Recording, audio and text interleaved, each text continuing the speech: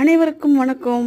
இன்னைக்கு பிரேக்ஃபாஸ்ட்டுக்கு இட்லி வித் சாம்பார். வழக்கமாக செய்கிற சாம்பாரை விட கொஞ்சம் டிஃப்ரெண்ட்டாகவே இருக்கும். இட்லி முழுகிற அளவுக்கு தாராளமாக சாம்பார் ஊற்றி சாப்பிட்லாம். ரொம்ப டேஸ்ட்டாக இருக்கும். சாம்பார் செய்கிறதுக்கு ஒரு கப் அளவு துவரம்பருப்பு குழையிற அளவுக்கு வேக வச்சு எடுத்துக்கணும். ஒரு மிக்சி ஜாரில் 4-5 காஷ்மீரி மிளகாய், 1 டீஸ்பூன் ஜீரகம், 1 டீஸ்பூன் வரமல்லி, சின்ன வெங்காயம், பூண்டு, மீடியம் சைஸில் 3 தக்காளி பழம் போட்டு ஃபைன் பேஸ்ட்டாக அரைச்சி எடுத்துக்கணும். சாம்பாருக்கான தாளிப்பு கொடுத்துட்டு வரமிளகா, கருவேப்பிலை, பெருசாக கட் பண்ண 2 பெரிய வெங்காயம், 1 பீஸ் தக்காளி, அரைச்ச மசாலா பேஸ்ட்டு, உப்பு, பெருங்காயத்தூள், குழம்பு மிளகாத்தூளம் போட்டு நல்லா கொதிக்கும் போது வேக வச்ச துவரம்பருப்பு, கொஞ்சமாக புளி கரைசல், 1 டீஸ்பூன் நாட்டுச்சக்கரை போட்டு கொதிக்கிறப்ப நறுக்குன கருவேப்பிலை, கொத்தமல்லி போட்டு இறக்குனா கம்ம வாசனையான டிஃபன் சாம்பார் ரெடி. 2 இட்லிக்கு 1 ஜக்கு சாம்பார் ஊற்றி ததும்பல பரட்டி சாப்பிட்டா சூப்பராக இருக்கும். இன்னைக்கு செவ்வாய்க்கிழமை மதியம் 1 to 2 செவ்வாய் ஹோர நேரத்தில் தான் வெத்தலை தீபம் போட்டு சாமியை கும்பிட்டுருந்தேன். நம்ம நினைச்சது நிறைவேற வரைக்கும் ஒவ்வொரு செவ்வாய்க்கிழமையும் ஒரே நேரத்தில் வெத்தலை தீபம் ஏற்றி முருகப்பெருமனை வேண்டி வணங்கும் போது கண்டிப்பாக நடக்கும்.